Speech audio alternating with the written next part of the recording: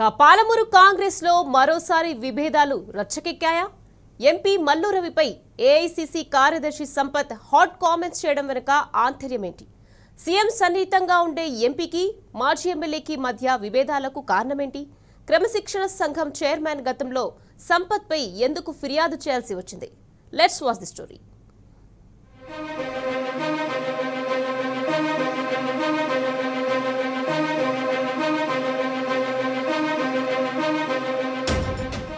పాలమూరు జిల్లా కాంగ్రెస్ లో అంతర్గత కుమ్ములాట్లు జోరుగా సాగుతున్నాయి. ముఖ్యంగా నగర్ కర్నూలు పార్లమెంటు పరిధిలో ఎంపీ మల్లు రవి, ఏఐసీసీ కార్యదర్శి సంపత్ కుమార్ మధ్య విభేదాలు భగ్గుమంటున్నాయి. వీళ్ళిద్దరి మధ్య ఆధిపత్య పోరు మొదటి నుంచి కొనసాగుతుంది.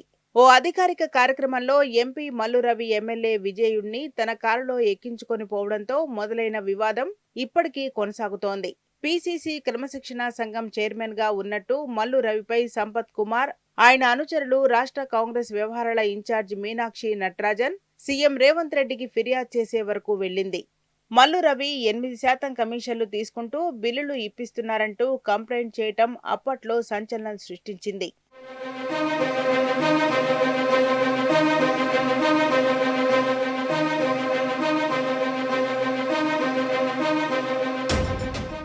ఎంపీ మల్లు రవి అలంపూర్ నియోజకవర్గంలో తన వర్గీయులకు కాకుండా మరో వర్గానికి ప్రాధాన్యత ఇస్తున్నారని సంపత్ గుర్రుగా ఉన్నారు.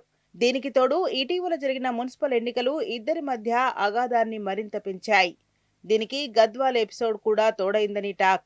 ఎమ్మెల్యే బండ్ల కృష్ణమోహన్ రెడ్డి, నియోజకవర్గ ఇన్ఛార్జి సరిత తిరుపతయ్య మధ్య సీట్ల పంచాయతీ జరిగింది. సరిత వర్గానికి సీట్లు ఇవ్వాలని ఆమె పట్టుబట్టింది. ఇందుకు ఎంపీ మల్లు రవి మద్దతిచ్చారు. కానీ టికెట్లు ఇచ్చేందుకు ఎమ్మెల్యే బండ్ల నో చెప్పారట. దీంతో గద్వాల పంచాయతీని సెట్ చేసే బాధ్యతను సీఎం రేవంత్ సంపత్ కుమార్ కు అప్పజెప్పినట్టుగా తెలుస్తోంది. అయితే సంపత్ కృష్ణమోహన్ రెడ్డికి అండగా నిలవగా సరిత కోసం మల్లు రవి పట్టుబట్టినట్టు సమాచారం. ఈ అంశం ఇద్దరి మధ్య గొడవను తెచ్చిపెట్టింది. సరిత వర్గానికి ఇస్తానన్న 7 సీట్లను సైతం సంపత్ కుమార్ మద్దతుతో తన వర్గానికి ఇచ్చుకున్నారట బండ్ల.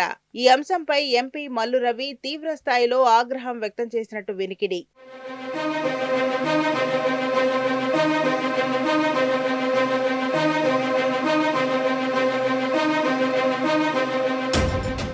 తాజాగా మాజీ ఎమ్మెల్యే సంపత్ కుమార్ మరోసారి మల్లు రవిపై హాట్ కామెంట్స్ చేశారు. మల్లు రవి వల్లే అలంపూర్ మున్సిపాలిటీ ఓటమి పాలైందని సంచలన వ్యాఖ్యలు చేశారు. ఎక్సఫీషియో ఓటును ఆయన అలంపూర్లో వినియోగించుకుని ఉంటే గెలుపు దక్కేదని చెప్పుకొచ్చారు. దీంతో మల్లు రవి ఎక్సఫీషియో ఓటును పార్టీకి తెలియకుండా నమోదు చేసుకుంటారా అన్న చర్చ జరుగుతోంది. మరోవైపు అలంపూర్లో కాంగ్రెస్ ఓటమిని మల్లు రవిపై నెట్టారన్న వాదన కూడా ఉంది.